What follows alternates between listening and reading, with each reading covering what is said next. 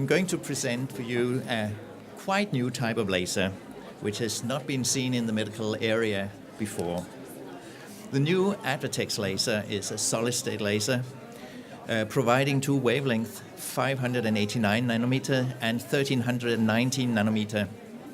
It's based on a diode laser, which is pumping two YAG lasers, and these two YAG lasers are actually a system where you don't have consumables. And in this area, around 580 nanometers, you normally have consumables. Has a handpiece with a scanner, and it can either produce single spots or make multi-patterns up to 10 times 10 centimeters. And the good thing is that you have the two wavelengths in the same handpiece. If we look at the history of vascular laser treatments, we started out with the CO2 laser, which was completely non-specific, just absorption in tissue water. Then we got the argon laser with the 514 nanometer green light. It was better than the CO2 laser. We got 568 from the krypton laser. Then we got the copper vapor laser, 578 nanometers, and now we are actually getting into the right area. Then we got the pulse dye lasers. The first one was 577, then they changed the dye to 589, and then they changed the dye again to 595 nanometers. These are the classical ones. Pulse dye laser, together with the IPL systems, are now the gold standard for vascular treatments. But laser dye is expensive. It can cost up to $3,400 for one kit. They are toxic and flammable, and they might not last forever. And it's difficult to find a laser wavelength that actually covers all the absorption peaks of the different hemoglobin species. Here you have a lot of different dyes that can be used in this area. And the one that we have been using the most is rhodamin B. It's the orange one, which is covering the area from 570 up to 620 nanometers. But with the new technology, we don't need any dyes. Here we've got two wavelengths, which we combine and get another wavelength out of it. And I'm going to tell you about the technology here. We all know the neodymium YAG laser. The one we normally see is 1064 nanometers. And if you double that frequency, you get 532 nanometers green. That's what we call the KTP laser. Or you can tripling the frequency and you get 355 UVA light. Or you can quadruple it and you get 266 nanometers. But the YAG laser can also produce a range of other wavelengths. And one which is very useful is the 1319 nanometer wavelength. And actually, if you're using these techniques I showed here, you can get up to 176 wavelengths out of a YAG laser. Now, in this new laser, we're using two different lasers here. We are having an infrared, let's have a look here, an infrared diode laser pumping into a YAG crystal, and using the right mirrors, we are getting 1319 nanometers out of that one. Then we have another diode laser pumping a YAG laser crystal, which is the normal 1064 nanometers. These two wavelengths are then combined, Q-switched, and turned into a nonlinear crystal, and these two wavelengths are combined, and we get 589 nanometers out of it. Now, how does it look really? This is a laser system where you first have the YAG crystals, the two different ones. Then you have the nonlinear optical crystals, and you get 589 nanometers. And the way you calculate it is that you take 1 over 1064 nanometers plus 1 over 1319 equals 1 over 589. That's the way you do it. And if you want to read more about it, there's this recent paper coming out on recently last year about this new system and this new way of creating elegant laser wavelength.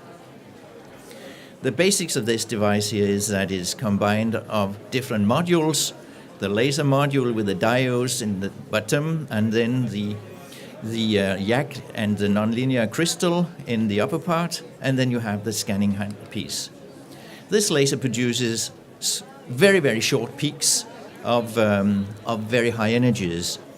And if you combine these from a biological point of view, these small peaks, they will all be interpreted by the tissue as one larger peak. So that what we call quasi-continuous wave pulsing.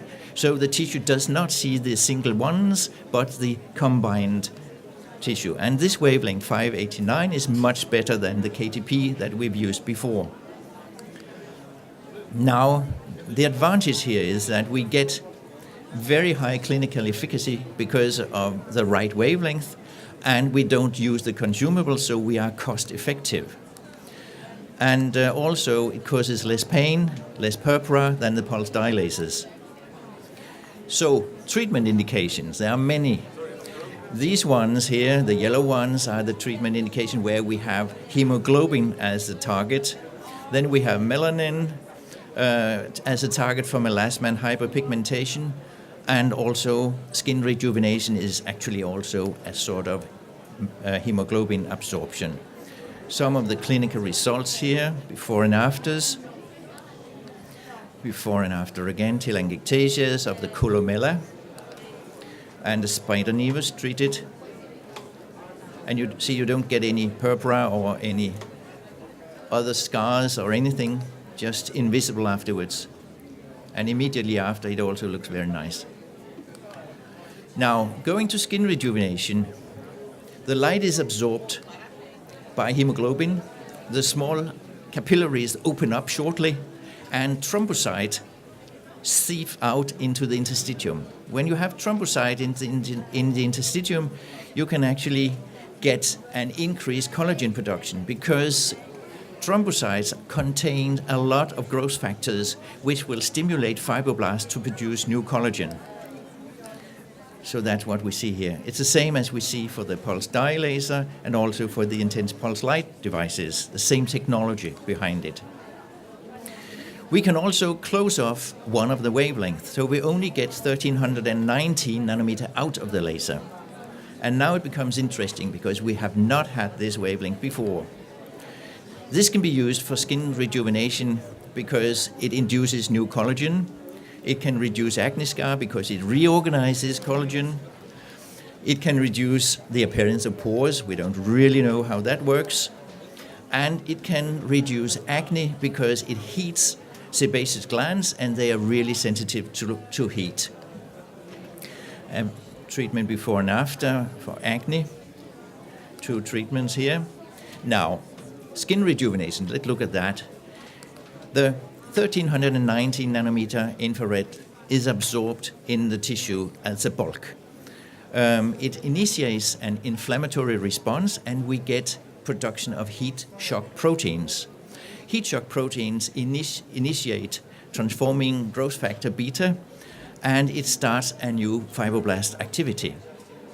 Here you can see the result of 1320 nanometers, which is so close that it is exactly the same wavelength in clinical. And this again here, the main advantage of these non-ablative laser rejuvenation is lack of downtime for the patients, but you need multiple treatments and the degree of wrinkle reduction is not as effective as we see with the ablative lasers. And therefore, you have to set the expectations right for the patients before. Another paper here looks at 595 compared to 1064 and 1320 nanometer, which is just 1 nanometer from this one. And they showed that the erythema, which is caused by the 1320 nanometer laser, were the least compared to the 2 other laser wavelengths. And it can enhance the skin barrier function and the water holding capacity of the skin, which is quite new. So the conclusions here is that this laser is very easy to work with. It has the most optical wavelength for vascular treatment, which is 589 nanometers.